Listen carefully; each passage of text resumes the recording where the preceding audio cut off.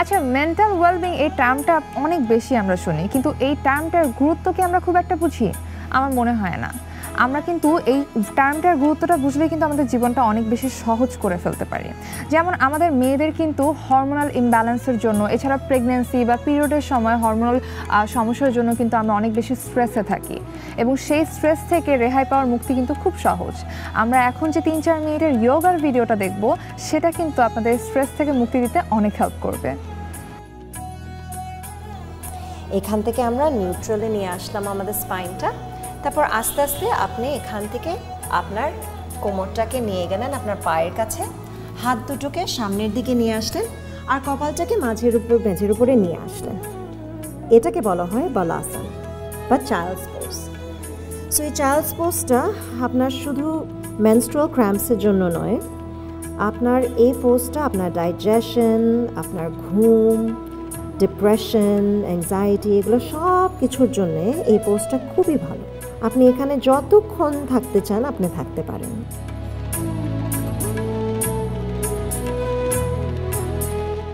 এই পোজটা যদি আপনার জন্য একটু বেশি কষ্ট হয়, আপনার পাগুলো যদি আপনার একটু টাইট থাকে, আপনার হ্যামস্ট্রিংসগুলো, আপনি এখানে একটা বালিশ দিয়েও আপনি ওটার উপরে আপনার কোমরটাকে নিয়ে যেতে পারেন, বা আপনার যতটুকুই আসছে কোনো ফোর্স করবেন না, ওখানটাতেই থাকবেন।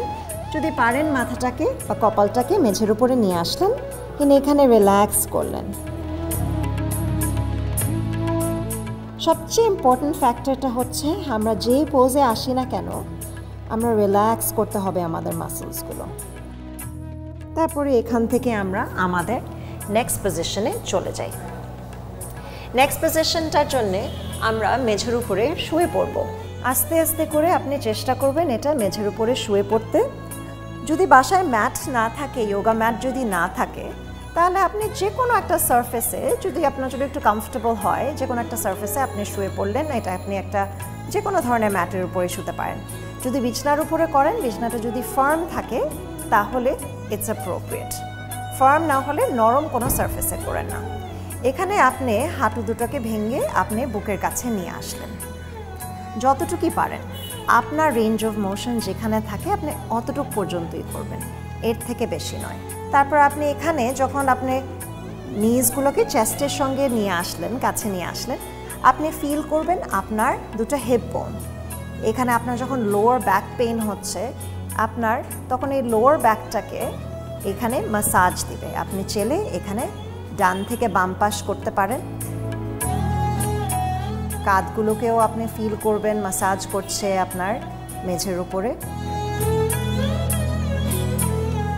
আর নাহলে আপনি এখানে স্টেবলও থাকতে পারেন। এই পজিশনটাতে আমরা কিছুক্ষণ কয়েকবার নিঃশ্বাস নিই। কেন সবচেয়ে ইম্পর্ট্যান্ট ফ্যাক্টরটা হচ্ছে আমরা যেই পজিশনেই থাকি না কেন, আমরা আমাদের মাসলসগুলোকে রিল্যাক্স করি। কাঁধটাকে রিল্যাক্স করে ফেলুন, মুখের মাসলসগুলোকে রিল্যাক্স করুন, এখানে আপনি রেস্ট করুন আপনার যতক্ষণ আপনি থাকতে চান, বা আপনার সময়ও আছে যতটুকু।